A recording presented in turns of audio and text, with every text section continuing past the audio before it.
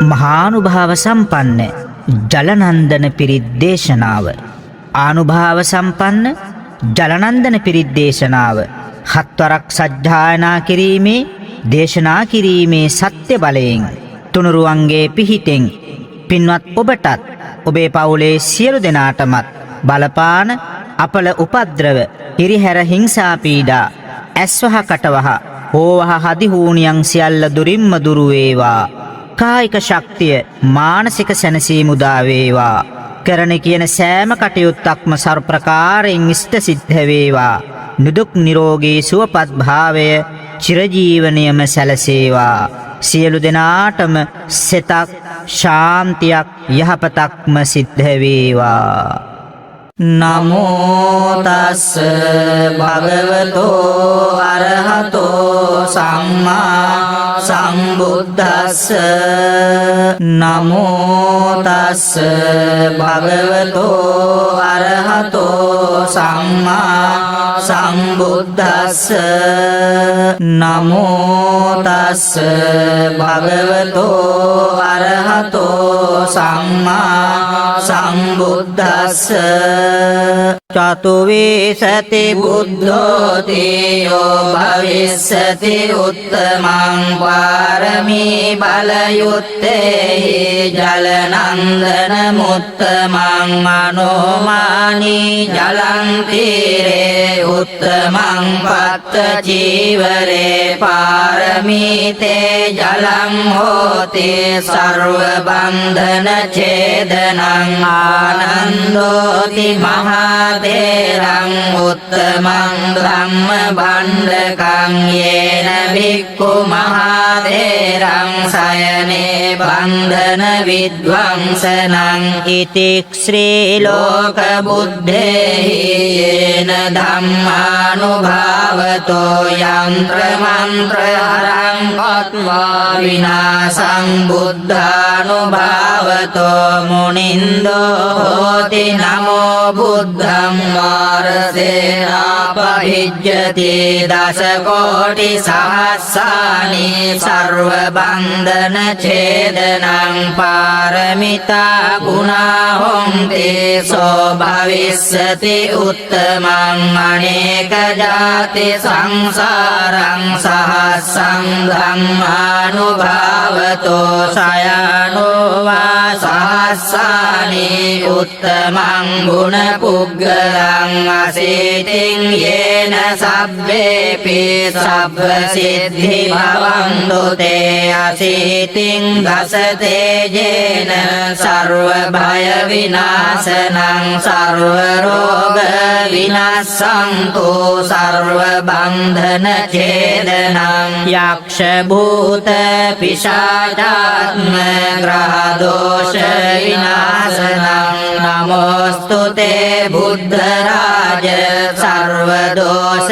විනාශනං චතුවේසති බුද්ධෝති යෝ භවිස්සති උත්තමං පාරමී බලයුත්තේහි ජලනන්දන මුත්තමං මනෝමානී ජලං තීරේ උත්තමං පත්ත චීවරේ පාරමීතේ ජලං හෝති සර්ව බන්ධන ඡේදනං ආනන්දෝති මහදේරං උත්තමං ධම්ම භණ්ඩකං යේන භික්ඛු මහදේරං සයනේ බන්ධන විද්වංසනං ඉතික්ඛ්‍රී ලෝක බුද්ධේහි යේන ධම්මානුභාවතෝ යන්ත්‍ර මන්ත්‍ර හරං කତ୍වා විනාසං බුද්ධානුභාවතෝ මුනින්දෝ හෝති නමෝ බුද්ධං වාරසේනාපහිජ්ජති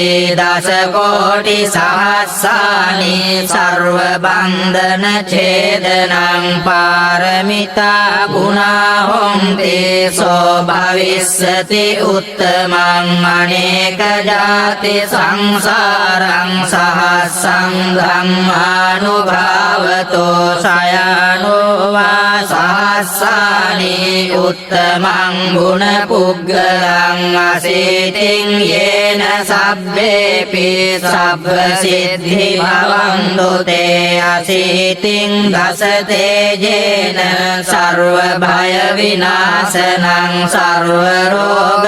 විනාශන්තු සර්ව බන්ධන ඡේදනං යක්ෂ භූත පිශාචාත්ම ග්‍රහ දෝෂ විනාශනං නමෝස්තු තේ බුද්ධ රාජ සර්ව දෝෂ විනාශනං චතුවිසති බුද්ධෝති යෝ භවිස්සති උත්තමං පාරමී බලයුත්තේහි ජලනන්දන මුත්තමං මනෝමානී ජලං තීරේ උත්තමං පත්ත චීවරේ පාරමීතේ ජලං හෝති සර්ව බන්ධන ඡේදනං ආනන්දෝති මහතේරං උත්තමං ධම්ම භණ්ඩකං යේන භික්ඛු මහතේරං සයනේ බන්ධන විද්වංසනං ඉති ශ්‍රී ලෝක බුද්ධේහි යේන ධම්මානුභාවතෝ යන්ත්‍ර මන්ත්‍ර හරං කତ୍වා විනාසං බුද්ධානුභාවතෝ මුනින්දෝ හෝති නමෝ බුද්ධං මාරසේනාපහිජ්ජති දස කෝටි සහස්සානි සර්ව බන්ධන ඡේදනං පාරමිතා ගුණා හොන්ති සෝ භවිස්සති උත්තමං අනේක ජාති සංසාරං සහස්සං ධම්මානුභාවතෝ සයනෝ වා සහස්සානි උත්තමං ගුණ පුග්ගලං අසීතින් යේන සබ්බේපි සබ්බ සිද්ධි භවන්තු තේ අසීතින් දස තේජේන සර්ව භය විනාශනං සර්ව රෝග විනාශන්තු සර්ව බන්ධන ඡේදනං යක්ෂ භූත පිශාචාත්ම ග්‍රහ දෝෂ විනාශනං නමෝස්තු තේ බුද්ධ රාජ සර්ව දෝෂ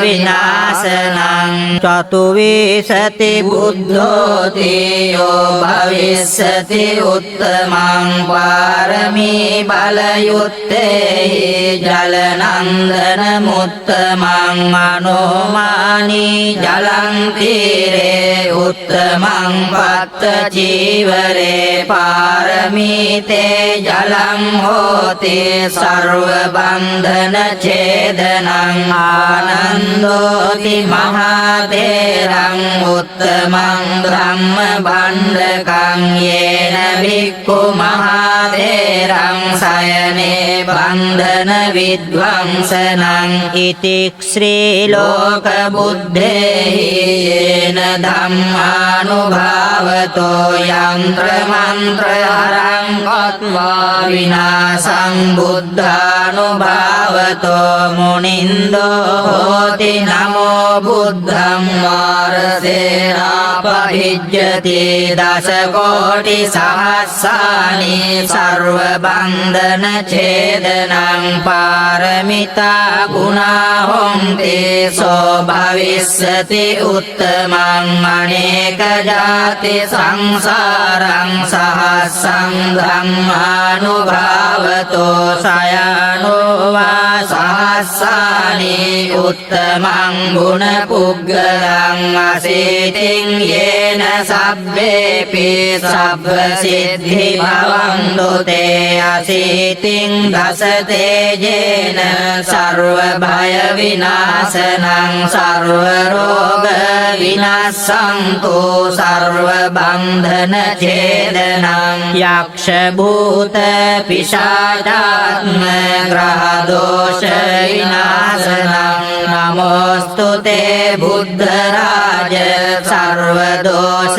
විනාශනං චතුවිසති බුද්ධෝති යෝ භවිස්සති උත්තමං පාරමී බලයුත්තේහි ජලනන්දන මුත්තමං අනෝමානී ජලං තීරේ උත්තමං පත්ත චීවරේ පාරමීතේ ජලං හෝති සර්ව බන්ධන ඡේදනං ආනන්දෝති මහතේරං උත්තමං ධම්ම භණ්ඩකං යේන භික්ඛු මහතේරං සයනේ බන්ධන විද්වංසනං ඉතික්ඛ්‍රී ලෝක බුද්ධේහි යේන ධම්මානුභාවතෝ යන්ත්‍ර මන්ත්‍ර හරං කତ୍වා විනාසං බුද්ධානුභාවතෝ මුනින්දෝ හෝති නමෝ බුද්ධං මාරසේනාපහිජ්ජති දස කෝටි සහස්සානි සර්ව බන්ධන ඡේදනං පාරමිතා ගුණා හොන්ති සෝ භවිස්සති උත්තමං අනේක ජාති සංසාරං සහස්සං ධම්මානුභාවතෝ සයනෝ වා සහස්සානි උත්තමං ගුණ පුග්ගලං අසීතින් යේන සබ්බේපි සබ්බ සිද්ධි භවන්තු තේ අසීතින් දසතේ යේන සර්ව භය විනාශනං සර්ව රෝග විනාශන්තු සර්ව බන්ධන ඡේදනං යක්ෂ භූත පිශාචාත්ම ග්‍රහ දෝෂ විනාශනං නමෝස්තු තේ බුද්ධ රාජ සර්ව දෝෂ විනාශනං චතුවිසති බුද්ධෝති යෝ භවිස්සති උත්තමං පාරමී බලයුත්තේහි ජලනන්දන මුත්තමං අනෝමානී ජලං තීරේ උත්තමං පත්ත චීවරේ පාරමීතේ ජලං හෝති සර්ව බන්ධන ඡේදනං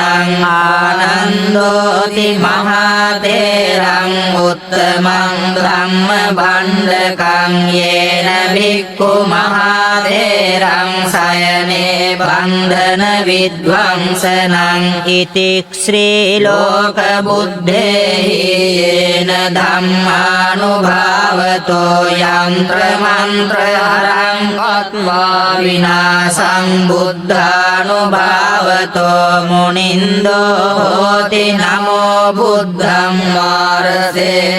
මාරසේනාපහිජ්ජති දස කෝටි සහස්සානි සර්ව බන්ධන ඡේදනං පාරමිතා ගුණා හොන්ති සෝ භවිස්සති උත්තමං අනේක ජාති සංසාරං සහස්සං ධම්මානුභාවතෝ සයනෝ වා සහස්සානි උත්තමං ගුණ පුග්ගලං අසීතින් යේන සබ්බේපි සබ්බ සිද්ධි භවන්තු තේ අසීතින් දසතේ යේන සර්ව භය විනාශනං සර්ව රෝග විනාශන්තු සර්ව බන්ධන ඡේදනං යක්ෂ භූත පිශාචාත්ම ග්‍රහ දෝෂ විනාශනං නමෝස්තු තේ බුද්ධ රාජ සර්ව දෝෂ විනාශනං චතුවිසති බුද්ධෝති යෝ භවිස්සති උත්තමං පාරමී බලයුත්තේහි ජලනන්දන මුත්තමං අනෝමානී ජලං තීරේ උත්තමං පත්ත චීවරේ පාරමීතේ ජලං හෝති සර්ව බන්ධන ඡේදනං ආනන්දෝති මහතේරං උත්තමං ධම්ම භණ්ඩකං යේන භික්ඛු මහතේරං සයනේ බන්ධන විද්වංසනං ඉතික්ඛ්‍රී ලෝක බුද්ධේහි යේන ධම්ම අනුභාවතෝ යන්ත්‍ර මන්ත්‍ර හරං කତ୍වා විනාසං බුද්ධානුභාවතෝ මුනින්දෝ හෝති නමෝ බුද්ධං වාරසේනාපහිජ්ජති දස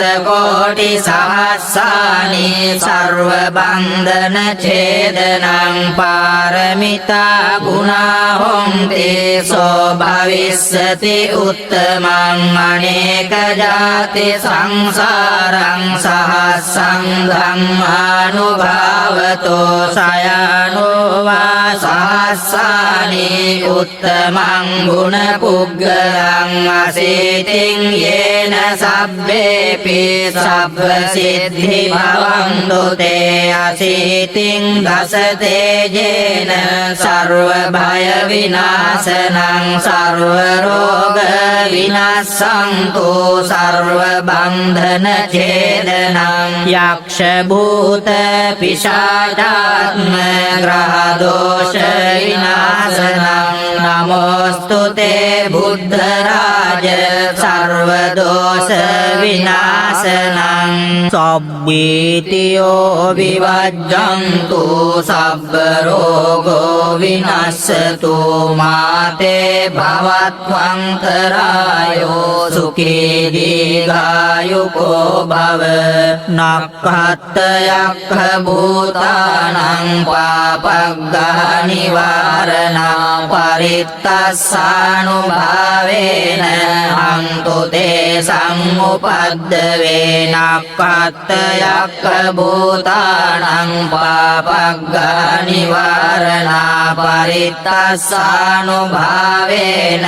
හන්තු තේ සම්උපද්දවේ නක්ඛත් යක්ඛ භූතානං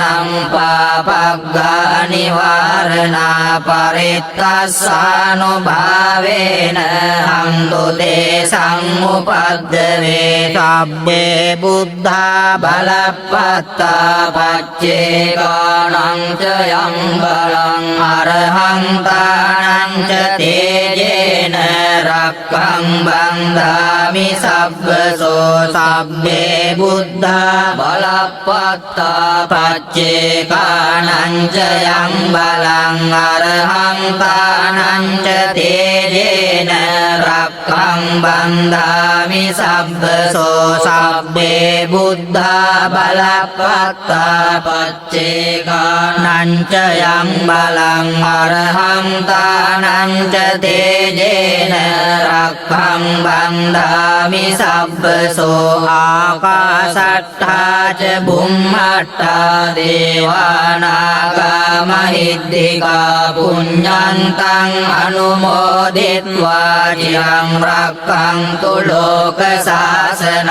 ආකාශට්ඨා ච බුම්මට්ඨා දේවානාගා මහිද්దికා පුඤ්ඤන්තං අනුමෝදිත්වා චිරං රක්ඛන්තු ලෝක සාසනං ආකාශට්ඨා ච බුම්මට්ඨා දේවානාගා මහිද්దికා පුඤ්ඤන්තං අනුමෝදිත්වා චිරං රක්ඛන්තු ලෝක සාසනං දේවෝ වස්සතු කාලේන සස්ස සම්පත්ති හේතු ච පීතෝ භවතු ලෝකෝ ච රාජා භවතු ධම්මිකෝ.